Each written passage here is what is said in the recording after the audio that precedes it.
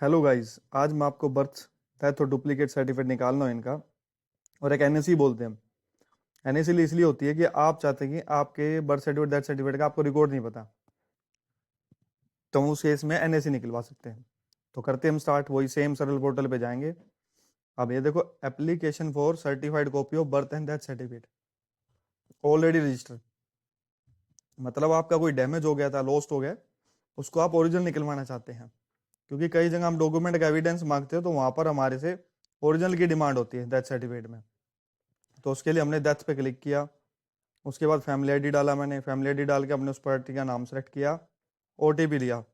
OTP के बाद मैंने इसमें ओटीपी फिल किया। अब आपकी नीड क्या है? नीड जैसे सर मेरे को डेथ निकालना है। बिलिंगुअल का मतलब द्विभाषिक, मतलब हिंदी और इंग्लिश लैंग्वेज के अंदर हमारा शो करके दिखा देगा।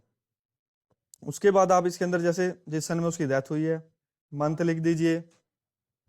उसके बाद आप डे लिख दीजिए। डे आप जिस भी समय करना चाहें उस पर रजिस्ट्रेशन कर सकते हो आप। अब आपको ये बताना है कि उस पर्सन की डेथ कहाँ पे हुई थी।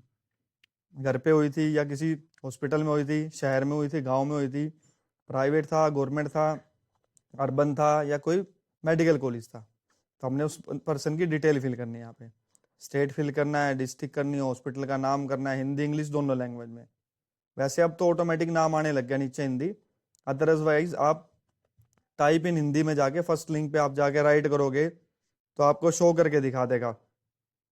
उसके बाद आपको यहाँ फैमिली आईडी से उसकी पूरी कंप्लीट डिटेल पता लग जाएगी, जिससे आप उसके अंदर आप शो करके देख सकते हैं कि भाई उस पर्सन का नाम ठीक है या नहीं है। ये कंप्लीट फिल करने के बाद आपको यहाँ पे लास्ट में डेमोग्राफिक डिटेल, मतलब वो पर्सन कहाँ से है, तहसील कहाँ से है, आपका एरिया कौन सा है, सिटी कौन सी है, वो फिल करनी है आपको।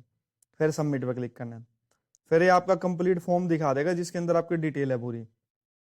उस डिटेल को फिल करने के बाद आप चेक करके सकते हैं हाँ भाई हमारी डिटेल सही है। ये कंप्लीट डिटेल आने के बाद आपका नेक्स्टर का ऑप्शन आएगा। नेक्स्टर का मतलब होता है कि आपके पास क्या एविडेंस है उस पर्सन का जिसका आप बर्थ या डेथ सर्टिफिकेट अप्लाई कर रहे हो। आधार कार्ड लगा सकते हो, राशन कार्ड की कॉपी लगा सकते हो, कोई भी हॉस्पिटल के रिकॉर्ड की फोटो कॉपी लगा सकते हो। यहाँ सेव एंड नेक्स्टर में पीडीएफ फाइल के अंदर आप उस फाइल को अटैच कर सकते हो। उसके बाद आपका पेमेंट का ऑप्शन आएगा। फिर मेक पेमेंट पे क्लिक करेंगे आप, आपको कंप्लीट एनएसी की पेमेंट आ जाएगी, कंप्लीट शो होके जितनी आप करना चाहते हो। मेक पेमेंट करते आपके पास ऑप्शन आएगा। अगर सीएससी आईडी से कर रहे हैं तो आप सीएससी आईडी से कर सकते हैं यहाँ पे। अगर आप सिटीजन आईडी से करें तो यहाँ पे अपना पेमेंट का ऑप्शन आएगा। जो भी 100 100 रुपीज जो भी आएगा वो आप यहाँ फिल करके पेमेंट कर सकते हैं।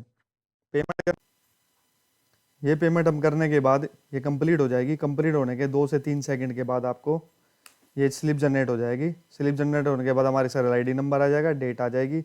लगभग आप अप्रोक्स ही लगा लीजिए कि 21 डेज हमारे लिए इसके प्रोसेस में लगते हैं। आप इसको सरल पोर्टल पे जाके ट्रैक एप्लीकेशन में जाके इसको ट्रैक भी कर सकते हैं।